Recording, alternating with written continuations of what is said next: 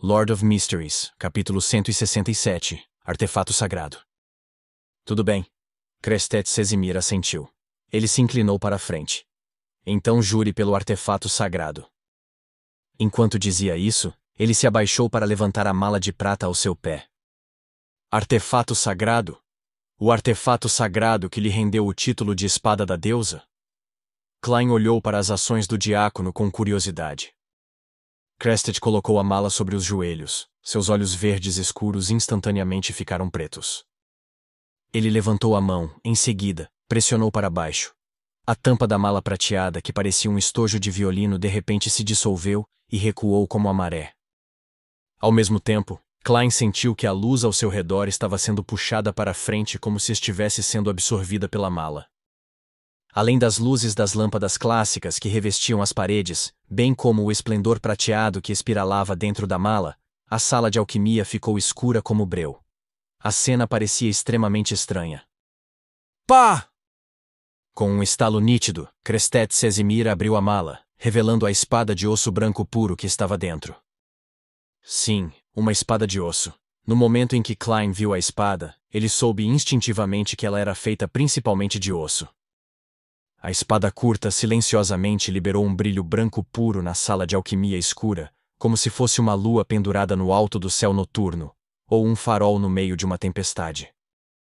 Parecia que a espada não tinha defeitos em sua superfície, mas um exame mais atento revelaria que a superfície da espada estava repleta de camadas de símbolos e ícones. Esses padrões misteriosos se entrelaçaram para formar o corpo da espada. Klein observou a espada sagrada, percebendo de repente que não conseguia desviar o olhar. Sua visão estava sendo atraída para a espada enquanto seus olhos castanhos lentamente perdiam o brilho. Crestet levantou a mala, afastando a espada de sua posição original. Klein instantaneamente saiu de seu transe e finalmente se libertou do pesadelo do qual não podia escapar antes. Ele olhou para o lado e perguntou gravemente: Vossa Graça, você precisa que eu coloque minha mão na espada sagrada? Sim, venha. A voz de Crestet era melodiosa, como se ele estivesse cantando uma canção de ninar. Klein levantou-se, ainda olhando para o lado enquanto dava pequenos passos à frente. Como estava escuro, ele não podia ver onde estavam as pernas do diácono, nem suas velhas botas de couro. Pare, Crestet falou calmamente. Klein imediatamente parou e ficou no local. Ele deu uma rápida olhada na espada de osso branco puro com o canto dos olhos, antes de retrair o olhar novamente, com medo. Com aquele mero olhar, ele se abaixou e estendeu a mão direita, colocando-a com precisão sobre a espada sagrada. Uma sensação fria percorreu sua pele e sua mente. Os pensamentos perturbadores e os sentimentos de preocupação diminuíram instantaneamente, como se ele estivesse sentado no telhado de uma vila barulhenta, sentindo o cheiro da colheita e admirando o céu noturno estrelado. Recite depois de mim, Crestet disse solenemente. Tudo bem, Klein assentiu. Ele então ouviu o diácono falar em Hermes. Ó deusa da meia-noite, mais nobre que as estrelas e mais eterna que a eternidade. Eu juro a você em meu nome verdadeiro e minha espiritualidade. Eu, Klein, nunca revelarei os detalhes do método de atuação para aqueles que não o conhecem a partir deste momento. Se eu for contra isso, aceitarei qualquer punição que você considere adequada. Por favor, testemunhe meu juramento. Klein se recompôs e fez o juramento em Hermes, seguindo a liderança do diácono Casimir. Ele teve a leve sensação de que uma conexão foi estabelecida entre ele e um ser distante através da espada de osso branco puro. Depois de retrair a mão direita, ele desenhou uma lua carmesim no peito. Louvada seja a dama! Louvada seja a dama! Crestet sorriu e curvou-se em resposta. Imediatamente ele fechou a tampa da mala e pressionou fortemente com a mão direita. A escuridão foi instantaneamente iluminada quando a luz da lâmpada mais uma vez encheu toda a sala. Klein notou que os olhos negros do diácono Casimir haviam recuperado seu habitual verde escuro. Ele voltou para sua cadeira e franziu a testa. Ele perguntou perplexo: Método de atuação? Crestet limpou a garganta. Sem responder diretamente à pergunta, ele sorriu e disse: Você pode se sentir um pouco confuso e não entender o que estou prestes a lhe dizer. mas não posso explicar por que isso acontece, pois isso envolve os segredos da igreja. Você só terá o direito de saber depois de se tornar arcebispo ou diácono de alto escalão. Klein olhou para Sezimir e acrescentou interiormente antes que Sezimir pudesse dizer. Você só terá permissão para saber depois de se tornar um membro central da igreja, como um arcebispo ou um diácono de alto escalão, enfatizou Crestet. Klein assentiu severamente. Crestet recolocou a mala prateada ao lado do pé e cruzou as pernas. Na longa história do tempo, a igreja teve gerações e mais gerações de gênios Beyonders, descobrindo lentamente uma maneira de evitar a perda de controle. E o núcleo desse método é o nome da poção. Não é apenas importante, também é a chave. Depois de olhar para a expressão pensativa de Klein, Crestet continuou. Percebemos que todos os nomes das poções apontam para um determinado grupo, e esse grupo tem sua própria abordagem e opera de maneiras únicas. Em termos mais simples, há um conjunto de regras que acompanham o nome da poção, regras diferentes para poções diferentes.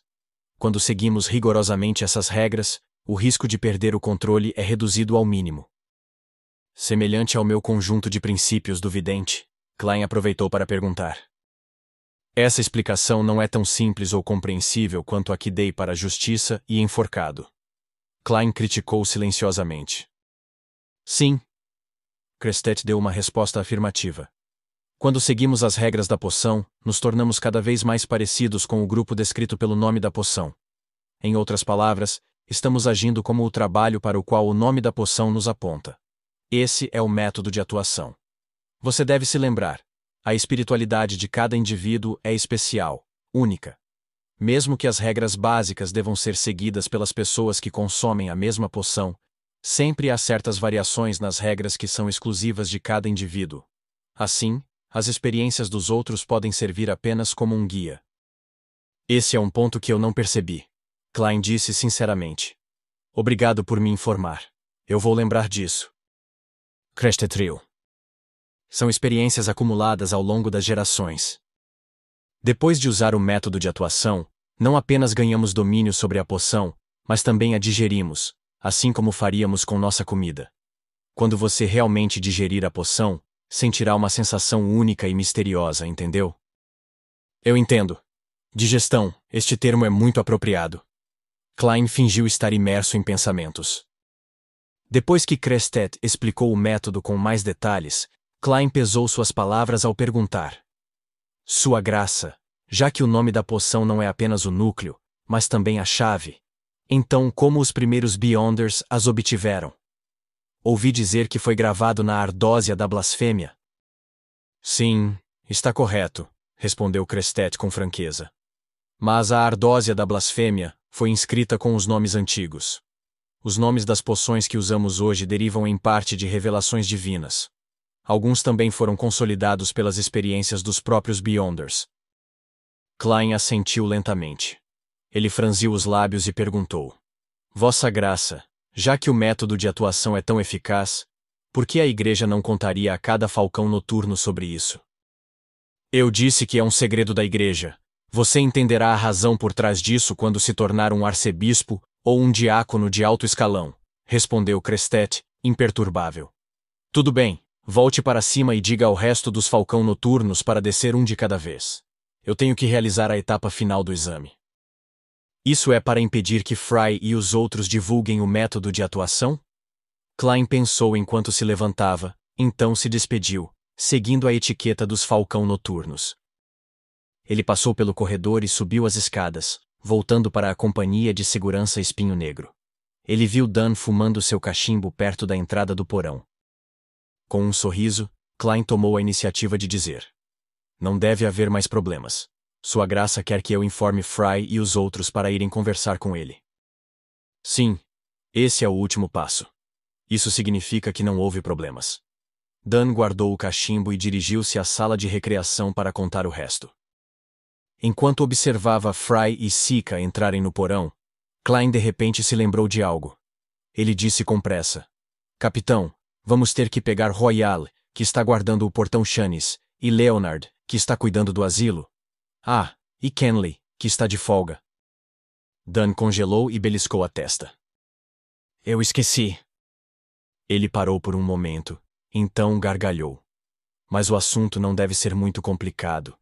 Uma das vantagens de ter um diácono de alto escalão examinando você é que não há necessidade de enviar um telégrafo para a Santa Catedral ou se envolver em uma complicada troca de cartas. Ele pode tomar a decisão na hora e entregar a fórmula para a poção palhaço, assim como os ingredientes principais para você. Isso não é tão ruim.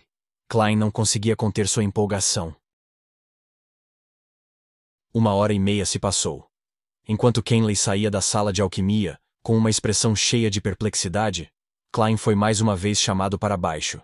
Ele encontrou o diácono de alto escalão mais uma vez, a espada da deusa, Crestet Sesimir, uma segunda vez. Desta vez, o diácono de cabelos castanhos dourados e olhos verde escuros não estava sentado. Ele ficou lá, permitindo que a brisa do porão soprasse em seu blusão preto. Os colarinhos de Crestet estavam altos, escondendo seu queixo nas sombras. Ele olhou para Klein e sorriu. Falcão noturno Klein Moretti, anuncio em nome da deusa que você passou no exame da Catedral Sagrada. Parabéns, com suas contribuições, você pode avançar imediatamente para se tornar um Beyonder de sequência 8.